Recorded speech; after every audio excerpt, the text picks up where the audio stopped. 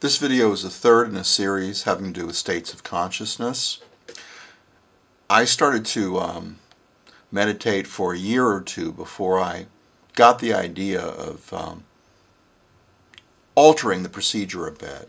Essentially, in meditation, you focus your attention on a thing, a sound, a candle flame, and you let all the verbal parts of your mind just sort of evaporate. And after you do it for a while, there comes a point where you say, my God, even atheists say that, I haven't thought a word in such a long time. And then you say it in words and you have lost the trend and you start over. And then eventually you get very good at not being conscious of words. The verbal part of your brain is not being accessed by consciousness. And you relax and you expand and other stuff. And then you can meditate by walking through a wood. As you go through the woods, you may attend to the sights, the sounds, the feeling, the smells, and you let go of thoughts. And that feeling of letting go is very, very interested and connected to the stuff I talked about in the previous two videos having to do with a shotgun blast to the back of the head, being transparent to the wind, or falling backwards over a precipice. And certainly inspired by LSD, which is a bunch of sound and fury signifying not that much, actually, in most cases. Just as an aside, the most important things I learned on psychedelics was on my very first trip. I realized how great it was to be with friends, to be in love, to be outdoors and appreciate nature. And these were profound things. And everything else I learned was interesting, but that first time, that was the most interesting, and I didn't need LSD or psilocybin to realize that. Anyway, getting back to the meditation thing. So I was in a very crowded department store around Christmas time, shopping, and there was arguments, there were kids screaming, there was noise, huge lines, it was a real mess, and I decided to meditate. Meditating in a hurricane. And you let go, and you attend to things, you turn off the words, and that feeling of letting go and just becoming a consciousness, letting go in a sense of yourself. You're aware, but you lose a part of yourself that connects directly, that grabs and holds on to things. That is profound. And that's part of all meditation. But the idea when LSD bombards you under a high dose with all this kind of stuff, doing that same kind of thing, that letting go, and turning off the verbal is part of it too, is something very profound. But it doesn't have to be that dramatic. It's just that it was very dramatic when I first realized this experience. Now, that experience can be focused on the external, like being in a department store and having all this coming at you and just feeling just incredibly relaxed and calm and all that.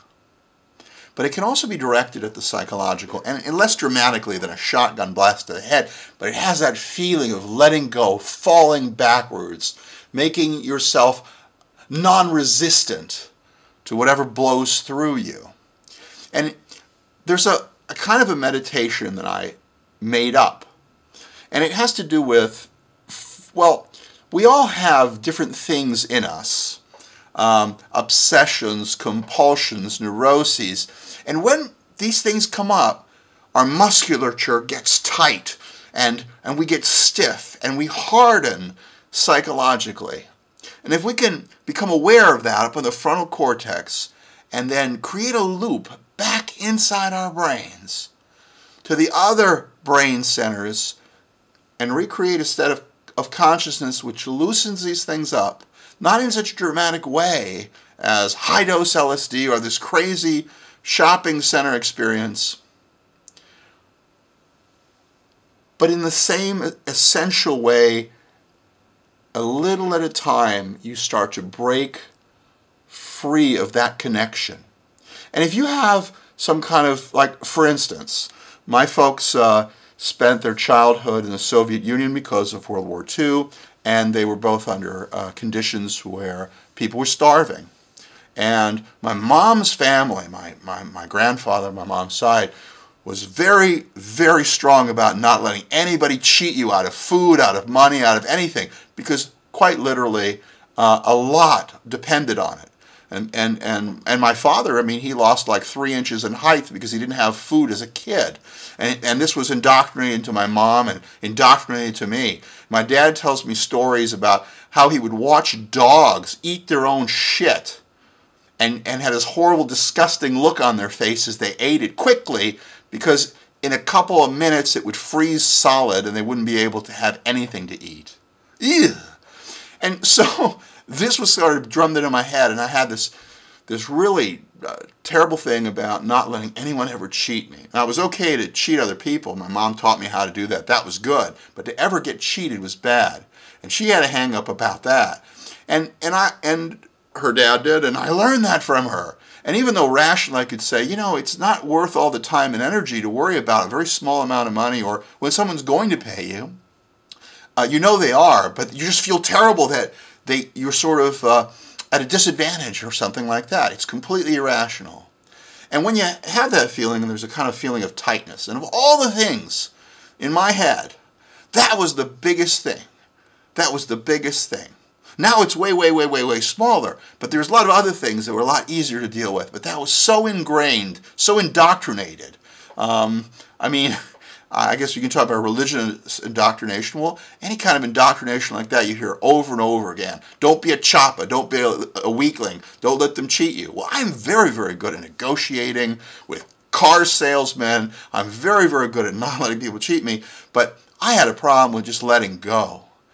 And I use this idea of when this tightness comes up to cycle back and just feel that experience that's related to both meditation and my LSD experiences.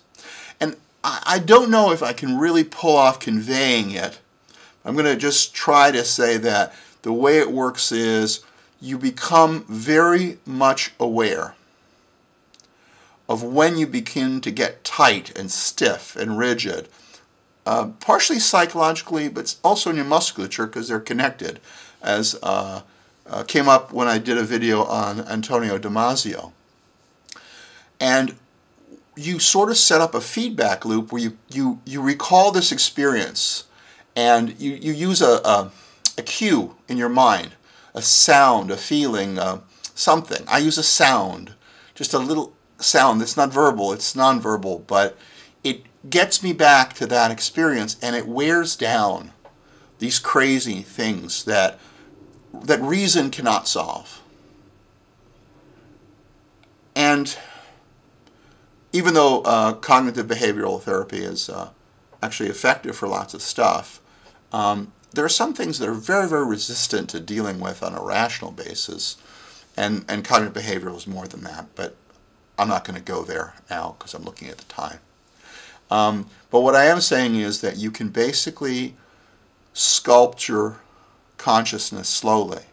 No dramatic results, but over time, if you constantly set up this loop, eventually it becomes it becomes subconscious in part, and it happens automatically.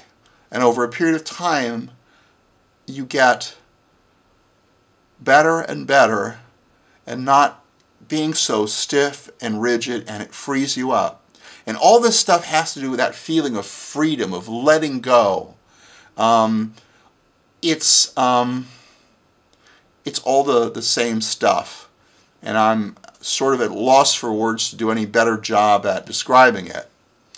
Anyway, I'd like to talk more about that infinitely that infinite plane thing, and maybe talk about Steve. I've been trying to talk about Steve since I first got on YouTube. Steve was my best friend, and he died of a drug overdose. And we shared an interest in consciousness. And I tried to make a video about him many times, and always didn't, because I love the guy, and I still miss him. Well, coming attractions.